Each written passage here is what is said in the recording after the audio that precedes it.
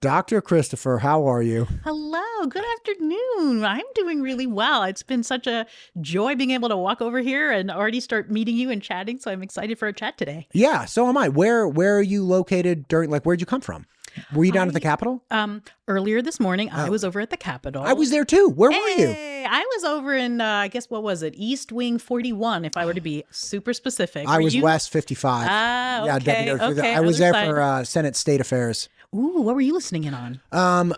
Well, a couple things actually popped up that I already reached out to people. I'm like, hey, I'd love to talk to you about this more. One was stigmite mines. Another was a water access problem. There's a 5 mile creek that gets water from the Snake to a irrigation and wildlife pond, and too much water is getting leaked, incidental recharge out of that 5 mile stretch.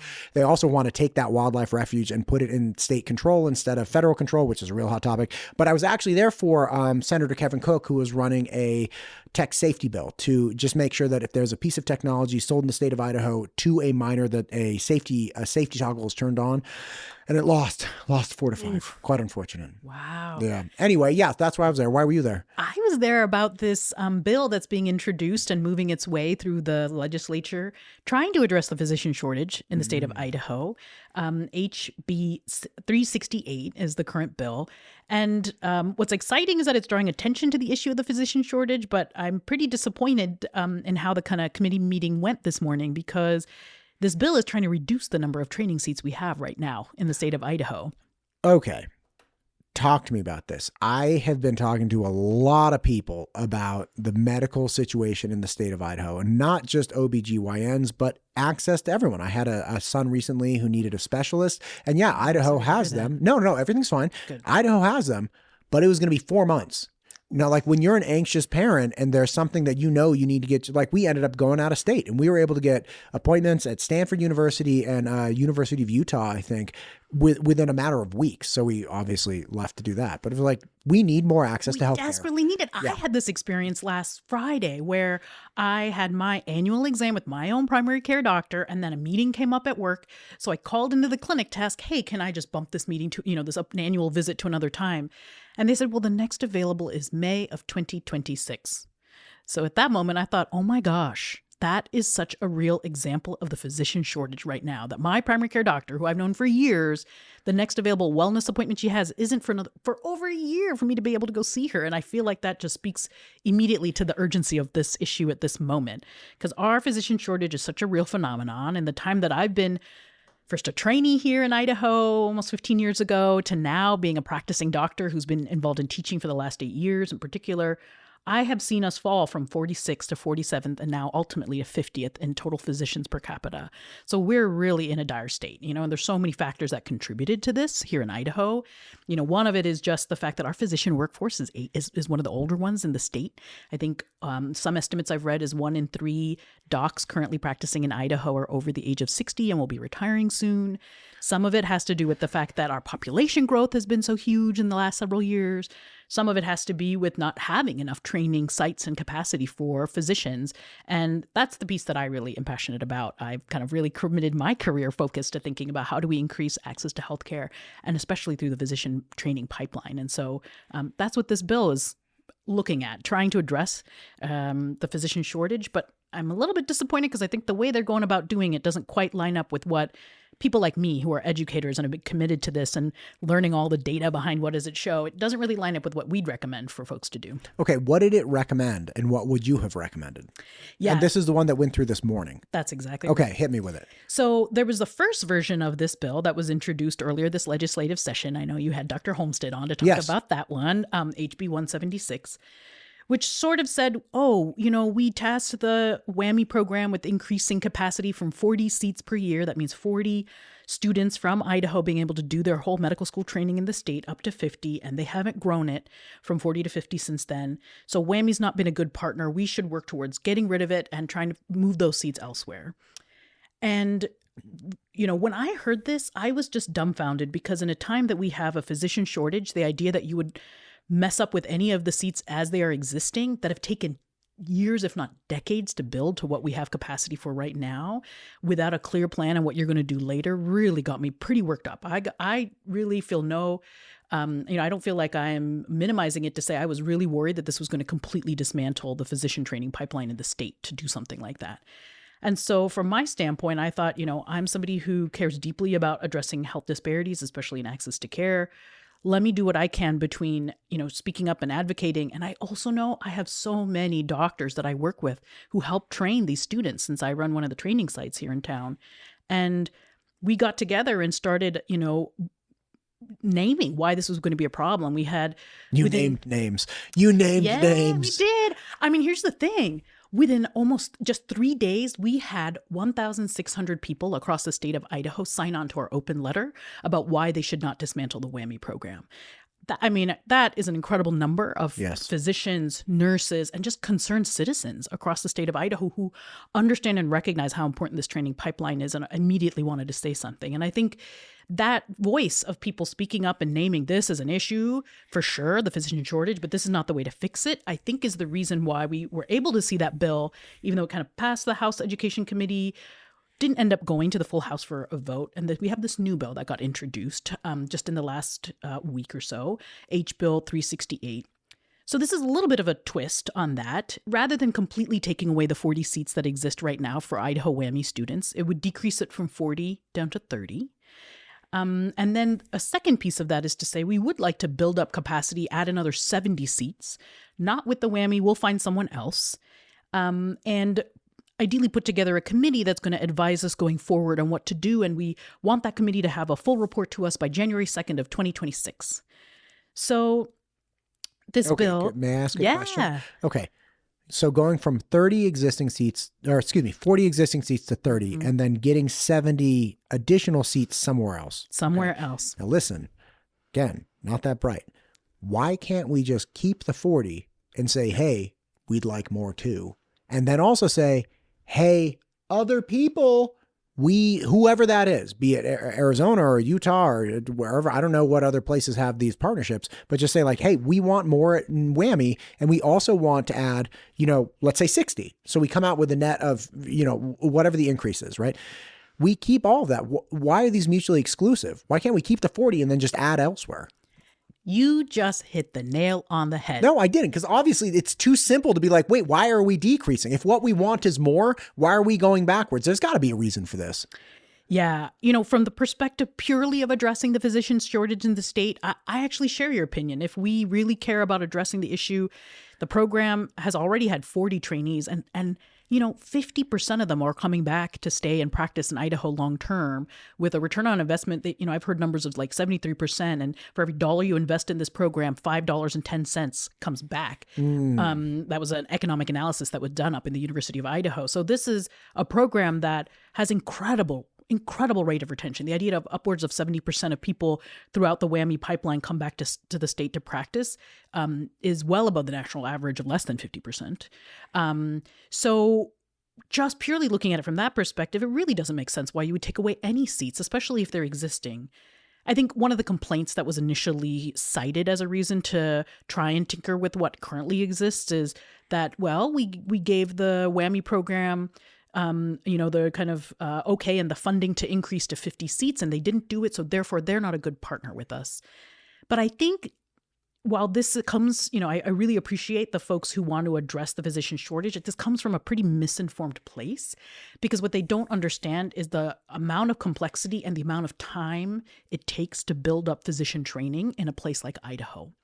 So, for example, in the 8 years that I've been a clerkship site director for internal medicine, I've been able to grow our training sites in terms of the number of third-year students I can take per year from 24 to 34.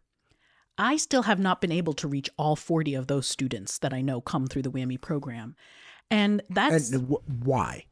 Okay, so you're in charge of this, and when you come on 8 years ago, you're like, we only have 24 spots where I can take you day to day, I can help expose you to these things, I can give you meaningful education and train you so that, you're closer to being a viable doctor. You have 24. You've gotten up to 34. Why can't you just be like, hey, just 6 more? Come on, like load them in the room. Yeah. The problem is I don't just want to put a warm body somewhere where they're just going to observe the doctor doing the thing. That's not actually a good way to learn and to become well trained to understand oh my gosh, if I'm seeing somebody in the hospital with a heart attack, if I just watch someone else take care of them, that doesn't actually make you capable to be ready to learn how to, to progress to the next level and actually take care of that patient in the hospital. So rather than, just kind of asking a hospital or asking a clinic, hey, I'm just going to put a student here, I spend some time building that relationship. I spend some time assessing what's your level of interest around teaching? What's your capacity for teaching? So many of our physicians, we lost training sites because during the COVID pandemic, with all of the extra workload that came from taking care of additional numbers of patients and things like that, people just felt like, I don't have capacity to add on to that teaching on top of all of this. And so we lost some of those sites too. Because you inherently need participatory physicians that are interested in teaching and not just engaging. Like if I had an intern, which I don't, holler at me, I'd love an intern. But if I had an intern that was like, I have to get my work done and I have to explain it, and then I have to start letting them do it and observe them doing it, even though they're going to do it like half the speed I'm doing it. And then I still have to get my workload done. Yeah, I could see. Okay, so that's essentially the problem, which is you have to voluntarily just kick yourself in the shin. There's a lot of people who teach really and truly. Many of them are volunteer physicians who are teaching out of the love of teaching, out of the commitment to, I know that someday I'm going to retire and I need a doctor who's going to take care of me. So let me put in let me pay it forward. I learned from these docs. I want to pay it forward. For me personally, I spend time every year where I do trainings at least a couple times a year teaching preceptors, whether they're the resident physicians, whether the physician in clinic, whether the physician in the hospital. I spend time teaching them, this is how you evaluate a medical student. Here's how you set expectations. Here's where you can give them autonomy. Here's where you probably shouldn't give them, if it's a surgery, you probably shouldn't be giving, procedure, let them have at it. They really need to have a graduated increase in their roles and responsibilities so that they can get to the point that they're ready for the next phase of their training. And so the burden of reinventing the system and the curriculum, essentially, even just an broad outline, is that burden is not on that physician. It's like, okay, plug and play. Like I got it every week or every 2 weeks. I have this, and like, don't let them do that thing. Like just let them mess around with this, watch them for sure. But you essentially just, okay, great. I don't have to worry about it. Like bring the person in, I can follow this curriculum. And it's like physical fitness training. It's like stretch them, warm up, stretch them out, like do this for 5 minutes here, 5 minutes there. And then like, just do that every day. And this person will likely, get healthier or something. I mean, it's the same idea in the 26 years. I guess I graduated from grade 26 if you count them all together from my medical training. That's how long it took me to learn to be completely independent and practice medicine. We can't just throw, these doctors, while they love to teach and they have a passion for it, that doesn't mean that they can be a great teacher straight out the bat. So it takes some time for us to train them up, for them to understand how to do things, for me to build capacity of maybe one doc in this clinic is willing to take a student and the others aren't yet. But over time, you build relationships. They see how much fun that doctor is having training the younger student. And eventually they say, hey, you know what, I'd like to take a student too. And then I train them up too. And those kind of relationships take years. Yeah. So I'm really proud of what I've done to be able to grow from 24 to 34. And I absolutely I'm going to keep fighting to get it to 40 and heck 50 and 60. And if we can get it even more, I will. But I think this is a real lost point, that if people are citing the fact that WWAMI hasn't been able to grow to 50 just in the couple years since they were given that mandate, it really and truly is only because we don't yet have the capacity to do it. Even if we had those people doing the book work, we don't have boots on the ground capacity for them to learn and apply medicine. That's exactly it. And that's really where doctors are made, in those third and fourth year rotations where you're going to the hospitals, going to the clinics, going to the labor and delivery ward, in the urgent care clinic, being able to see and do under the appropriate amount of supervision, somebody who is going to actually give you the critical feedback of here's what you're doing well, here's what you need to do better next time by the patient, and, making sure that they're not doing anything dangerous. That really takes a lot of time and energy and training to get folks to do that. Can I tell you something? This is really embarrassing. Uh-oh. So earlier in my tutoring career, I didn't have anybody, I just started tutoring, right? I tutored when I was at Cal, and then I graduated and I started tutoring privately.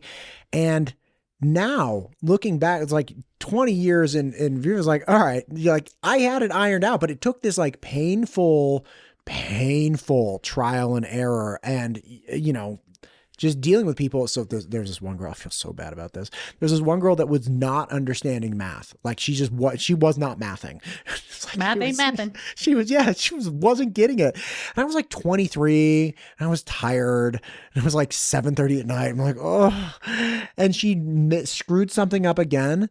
for like the third time, and she looked up at me, and I leaned back in my chair like this and sat back, and she almost started crying on the spot. I was like, oh no, my God. Oh, it was so bad. It was like, you can't ever, like, that's the dumbest, like, this kid doesn't want to not get it. This kid wants to get it. What are you doing? And of course, this is me just beating myself up 20 years later. And I deserve it because I was a jerk that night. But it's those types of things where it's like, it took me years to iron out the whole thing. So I never had that situation again. And I had to make all of these mistakes over. I would have been a lot better off if somebody had trained me in the beginning. They're like, listen, there's going to come a time when a kid messes something up 4 times in a row. I promise you, the kid's having a rough time. So however annoyed you are, I guarantee you they're in a worse position. So keep it together, make a bad joke, and then try it one more time, right? It's like, that's what I would tell me now. And I got a battery of bad jokes, as you know already. like that's how you do it, you know, and you just need that training no matter what. And you're talking about something way more complex than SAT prep. I mean, I really appreciate that example because that really highlights why it's sure you could put someone out to do things. And, you know, I've heard that other medical schools sometimes don't set up rotations for the students and ask the students to set up their own rotations. So if you can imagine, here's now, just a timid student just fresh out of their book learning and trying to figure out what hospital can I go to? Who's going to teach me? I have to set that all up. And that's when you really struggle to find quality teaching sites, and you end up hearing about these training experiences where people didn't actually get to do anything. They sort of sat in the corner, or maybe they just ended up working more like a scribe where they're just taking notes for the doctor, and the doctor's the one who's doing everything. So, you know, it takes a lot of training from my perspective. Both I'm so grateful for all the WWAMI preceptors who invested in me because they taught me how to be a doctor. They also taught me how to be a teacher. Every year I go to trainings at the University of Washington or with my colleagues here in Idaho, other physician training programs, to be able to learn how to teach and then pass that on. And that comes with being able to learn how to push a student in their, hospital to say, like, you're actually going to, here's the patients on my clinic schedule you're going to see today. And you're responsible from the minute they walk in through the door, identifying what issues they want to talk about, identifying what issues you think we need to make sure we talk about. Like, we can't let them slip by with their out of control diabetes. We got to bring it up and make sure we put it on the agenda, and then to meet with them, to put in all the orders, put in all the notes, make sure you follow up on their labs. And I'm really tasking them with that responsibility. And of course I'm watching, I'm micromanaging from afar. I might sit in another room and check all the labs and check everything myself. But at the time that I'm with the bedside with the patient and with the student, there's a lot of higher level things going on, not just talking to the patient, where I'm also trying to role model the right way to communicate with patients. And I'm giving feedback on what went well and what didn't go well. And all of that is training that, like you said, I definitely messed up sometimes earlier in my teaching career, but I'm really grateful that I also had the people to teach me how to teach. And that's what I want to pay forward as well. And so I think that's one of the big issues with any concern about just reducing existing seats is a big no-no. I would say we really, really should not mess with that. Ideally, eventually if and when WWAMI has the capacity to increase those seats, and I'm certainly going to do my part trying to increase the number of internal medicine spots for our trainees, we'll do it. But, and I think, if we're going to draw attention to the issue towards, maybe putting together a committee that's going to help inform it, great. I think that's where we should start. But let's not muck with things until we actually have a plan in place, until we actually know where those students are going to go. If you want to make a committee and bring in physicians, bring in professors, bring in politicians who are like, hey, these are the relationships we have or we're trying to build. Like, would this solution be a good idea? No, it wouldn't be a good idea, says the physician, because like, this is the problem. This is what you got. Okay, great. Well, let me go. Like, bring it all together. Let's bring the best, most capable minds to the table so we can get out of the bottom of the barrel for the country with physician to resident ratio. Like, there's gotta be something we can do. Like, no matter what, 49, who's in 49? Do you know who's in 49? Is it like New Mexico? Us and Mississippi. Okay. If Mississippi is beating us, how did Mississippi go from 50th to 49th? Like, what did they figure out? What steps did they take? And who's number 1, by the way? I think it's California. Oh, the state that shall not be named. That's right. I guess I shouldn't have blurted it out. But they have a bunch of medical schools too, right? They produce they have a lot of people too. They have a lot of medical schools. They also have a ton of residency spots. And if we really look at the data, if you really want to think about how do you get more doctors who train in a place to stay there, it's the residency training, right? It's the after you finish your 4 years of medical school, you choose what specialty you're going to go into and you train for additional years, at least 3 more years in whatever specialty that is. And wherever you train in that program is actually where most people end up staying. And so they that's meet somebody nice. They get a little house. They make a garden. Yeah. They make a little slice of the world their own. Totally. Do you remember meeting, I don't know if you have a person, but like, do you remember like meeting a person, like somebody you dated or, I'm sorry, are you married? No. Okay. Single lady. Not about town. Look at you. Whoever the last person you met before things went south, like, do you remember meeting them? It was like, I remember me and my wife, it's like you start doing things together. Chris Rock has this great bit about like how you just eat, like the whole nature of a relationship is you just eat food together. It's like, it's like most relationships. That's why it's funny. Because it's like, he boils it down. He's like, you're just eating food. Like, that's it. And then you run out of things to say eventually and you say, let's get married. Like, that's it. But it's so funny because you meet somebody. It's like you start making a little garden together. And it's like, look at this. You get a house plant together. Like, oh, look at that house plant. Let's get it together. And then you like graduate to a pet. Yeah, you graduate to a pet. And then like you eventually break up and like grab the house pet or house plant or the pet. I had a friend who actually got this girl an oak sapling and literally was like, this oak will grow strong and sturdy like our love. Woo, and it's no like, pressure. Max, you're 16. They break up. And then she starts dating one of his friends. When we're in college, I meet him as a freshman and he goes and he steals the oak sapling back. Quel scandal. Scandal. Oh my gosh. Like the relationships are so funny. But like, yeah. Well, like, you bring up an interesting point about in a place like Idaho, when we have so much of our state that's rural, how are you going to get, enough doctors to go to every corner? Because sometimes, we don't have the training programs right then and there. Yeah. And so people leave and they move to bigger cities or they move out of state. And so how do we get them to go back there? Tuition reimbursement programs. There That's you a go. favorite. Everybody likes the rural tuition reimbursement. Totally. Marketing. I have this idea. I had Representative Shippey, or not Shippey, excuse me. Come on. He was great. It starts with a W. When he's in Soda Springs. Wheeler. Oh, Wheeler. Okay. Wheeler. Okay. We were talking about this. He's very concerned about the physician medical access in the state of Idaho. I was like, dude, why don't we start doing statewide, essentially marketing campaigns? Like, I'll bring the equipment and we could do a podcast on the spot, showcase your district. He's like, we'll get you set up in the Ender Hotel with the geyser. He's like, you can drink the bubbly water out of the ground. I was like, yes, let's do that. And then we'll pump those episodes into the 20 best medical areas of the country where people are deciding where to go, like for residency or after residency, whatever it might be. And it's like, we'll geofence them and advertise and like get them pushed out as sponsored things on like Instagram and YouTube and stuff. It's like, and we can keep doing that where we showcase the beautiful, incredible aspects of Idaho that no one would ever see. And then we present them to the potential physicians of the country. Okay. I think that's a good idea, don't you? Come Here's on. the thing. Okay, terrible idea. Okay, support your fine. Enthusiasm, as I might with a medical student who brings an idea that's so exciting. It's so exciting. Then what I'm going to do, if I may get Crush kind my of dreams. metal and Crush my role dreams. model, what I would try to do is to say, well, let's look at what the data says, or let's look at the guideline and what we Great. should do in this situation. And so far, what I know about the data is Everything this I said is already useless. happening to a certain extent. I mean, every time I get an email from a physician recruiter, it's beautiful pictures of the place they want me to move to. Great. And wonderful pitch about how great the lifestyle is.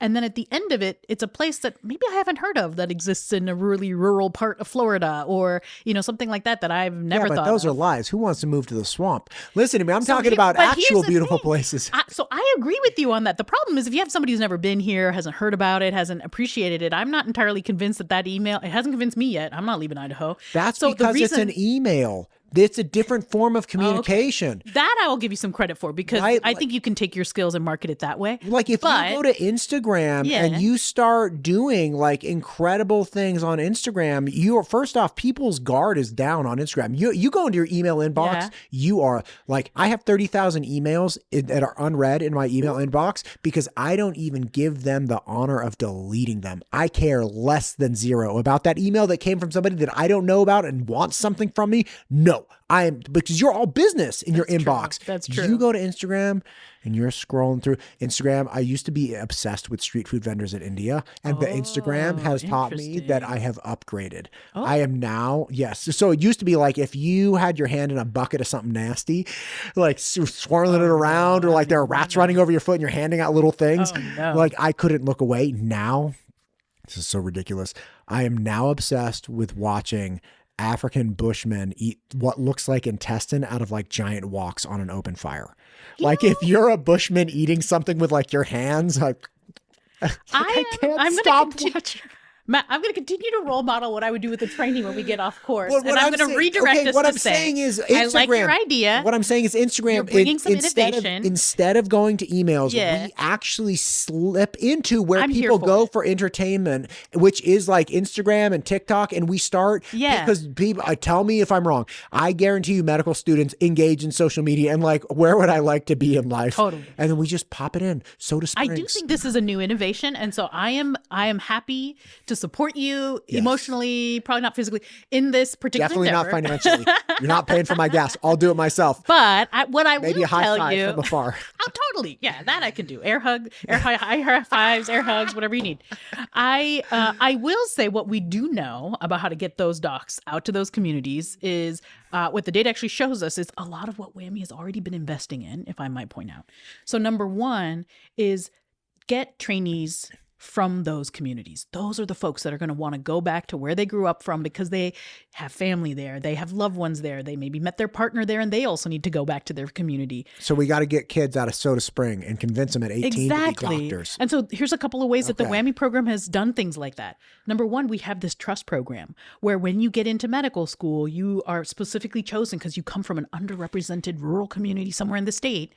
And then we partner you with to be able to go and spend as much of your medical school rotations and training in, if not that exact rural community, then at least one close to it, so that you get a chance to continue to train in the community. So not only are you learning medicine, you're also learning how to practice rural medicine or how to practice medicine very unique and specific to that community and what are their local resources and things like that. And so that's one thing that already exists through the trust program. Another example. The Dr. Glaucoma on TikTok. Glaucoma Flecken, yeah. Glaucoma Flecken. He crosses boundaries. He started in the medical TikTok, medical Twitter niche, and now he's really gone mainstream, hasn't he? His portrayal of rural medicine. It's like the guy comes in, the trainee, and he's like, "Hey, we have a farmer in the waiting room," and he's like, "There's a farmer?" And he's like, "Yeah, I don't know. He says his chest hurts." He's like, "What was he doing?" And he's like, "I don't know. He was fixing a fence." And you're like, "Well, did he finish fixing the fence first before he came in?" He was like, "No, he said he came right in." He's like, "Oh my God, get the jumper cables. Get the folding table. He's about to code. We got to." Like, so because rural, it's like you got to do everything with jumper cables, some duct tape, and a folding table. Like, anyway, so learning rural medicine specifically. Yeah. Totally. That was one of the things I really appreciated about, living and working here is that, for example, if my vet has a rash, if I'm going to ask, what have you tried on it? I can already tell from all the toolkit of what they usually might put on the udders of their, cows, from the bag balm to, whatever else, what they've already tried. Bag balm. Yes. So now I know to check and see if they've already tried it, because if they have, they've already tried an emollient. It's less likely it's probably eczema. Maybe I should be progressing them to a steroid. Wait, back up. You're saying that when you're treating a vet, like an actual person engaged in large animals. I guess. Or somebody like a farmer who has deals with cattle, and this farmer or rancher comes in, and the farmer rancher human has a rash. You're like, This guy definitely has some bag balm, which is something you classically put on udders of a cow. It's like, he's definitely put that on. All right, so it's probably not this ailment. That's exactly right. That's the kind of stuff you learn when you're in these communities. Bag balm. I also learned about mane and tail, and how people use that. I learned all sorts of wonderful what's mane and things. tail? I'm looking up bag balm right now. Yeah, bag balm works wonders. It's a great solve. I actually probably would condone it for many of my patients. Okay, I'm going to move on because I've gotten distracted. But I'm also going to say, so in addition to getting folks from those communities to train into medicine and investing in them to spend as much of their training there, another really cool program that the WWAMI takes advantage of is this rural and underserved opportunities program. So between the first and second year of medical school, trainees will go and spend a month in some community around the state where they just live there and shadow and work there. And so they haven't necessarily learned enough to be able to go and do the hospital rotations, but they're starting to learn that process. And while they're there, they're expected to engage in a project in the community. And I can't tell you the number, I've been teaching for many years now, and the number of times I'll have a student tell me, oh yeah, I was up in Orofino, and that was the first time I met a medical student myself when they came to shadow one of the doctors there. And I was able to see for the first time what it was like to be a medical student and to ask them all my questions. And I never thought about it myself, but that's eventually what got me in the door and eventually down the pipeline. And so even opening up the eyes of that, high school student living in that small town to see this medical student coming and doing rotations and to see like, oh, I could be like that. I could kind of get myself out there and be able to do it. That's another wonderful way to be able to help recruit people from these communities that really desperately need more physicians, more healthcare access, and be able to get them back there after they finish training. Gosh, man. I don't know if it's that I've never fancied myself capable of going to med school because I'm just not that bright. And it blows my mind, like the problems that people are trying to solve, and especially growing more medical students, enticing people to do it. My dad desperately wanted me to be a doctor. What I found out, he told me when I was a kid, he's like, listen, of all my kids, you'd be the best doctor. And I was like, oh, thanks. He was telling that to everyone? That's what I found out later. He told that to my, this is so bad. I find out he told that to my brother-in-law, who's a mechanical engineer who was working for Boeing in their rocket guidance system at the time. And I was like, you told that to Randy? And Randy's like, hey man, like I have a master's, like I make rockets. He's like, you'd be a great dermatologist. Just sometimes here I thought I was special. I'm not. But again, it's such a daunting task. I mean, even the idea of like, oh, I wonder if I could be, it's like, nope, you couldn't be. Couldn't be. You're not tough enough, not smart enough. Like those people are really tough and really smart like you. I'm just an idiot with a microphone. But I appreciate that you're out there like trying to get the kids. It's wild. God bless it. Listen to me. I promise you we wouldn't talk for too long. We've already crossed over the time limit. Will you please come back? I would be delighted. I would love to continue hearing about the different programs, different success stories, community initiatives, whatever we can do to fix the fact that we are dead last. We're dead last. There's no disputing it. Mississippi is beating us. And like Idaho does so many things where we're first. We're such a special place. We need to, I think we should really celebrate rather than kind of saying WWAMI hasn't been a good partner for us. I actually think we should be really proud of our prior relationship with WWAMI. The fact that we've grown so many doctors, the fact that we have over 600 doctors around the state who are committed to teaching. And one thing I'll credit to, this bill, while there's pieces of it that I disagree with, and I hope this particular version of it doesn't go forward, the fact that it's opened up discussion. I'm hearing doctors coming out of the woodwork saying, oh, you need more people to train. I didn't realize how desperate we are. I'm stepping up. I'm ready to, go to bat to help train. So, I think what we really should do is, yes, let's take advantage of all these people wanting to teach. Let's take advantage of the experts, put together a clear plan for what we need to do moving forward. But let's not get rid of the training sites that we have with WWAMI. Let's still preserve those. We should be really proud of those. Certainly we can explore relationships with other programs if that's what it's going to take to keep growing our sites. But I think we got to be mindful that no other medical school has yet proven that they can return this many doctors back to the state of Idaho. Nobody has yet proven that. Not with any of the other medical schools. I wasn't able to, I know University of Utah is one of the schools that they're talking about making a partnership with. They're incredible. They produce wonderful doctors, but they haven't published their data in a readily accessible way to keep track of how many doctors are coming out of their program. And, similarly, ICOM is the osteopathic school that we have access to here in Idaho, but they have yet to have a class from their medical school graduate residency. That'll be happening in the next couple of years. And so after that, maybe we'll have some data, but we've got 50 plus years of this relationship with WWAMI where we can actually look at and see not only are we producing a high number of doctors with an incredible rate of return, really high quality doctors, a program that's invested in training the next generation, in providing for the rural communities. And I think that that's something we should actually be pretty proud of. So I appreciate you giving me some space to chat about it now. And I'm happy to come back next time. Yeah, Anything listen, you want to talk about with healthcare access? My God, you're going to be my go-to person because this is such a multifaceted problem. You know what's interesting? Just one last piece. Right before you came in, obviously, Professor Jackie Kettler was leaving. She's a poli-sci professor. One of the things we were talking about is specifically in our conversation before this was all of the reasons, or just some of the multitude of reasons why people run bills when they don't actually, only one of those reasons is they actually want it to get passed. And one of them is to rouse sentiment and participation from communities, to get feedback, to get people going. So here it's like, we need more doctors teaching. We need more people willing to do this. Well, whatever we've said to them has not worked. Let's run a bill to kill it and see what happens. Right. And then they're like, whoa, whoa, whoa, don't do that. I'll help. I had no idea. It's like, there we go. So I'm not saying, I don't know that that was the motivation, but if you are saying, hey, it has definitely started conversations, wheels are moving, like that's good. It's like, it's proof in the pudding, man. Even if that wasn't the intent, that's what happened. So awesome. I'm so happy to hear that you're fighting for Idaho. Thank you for what you do. Thank you for what you do medically and from an educational standpoint. And let's do this again. I appreciate it. And thanks for what you do and getting the word out there about all these different issues that are impacting our community. Thanks so much, Matt. Of course. See you soon.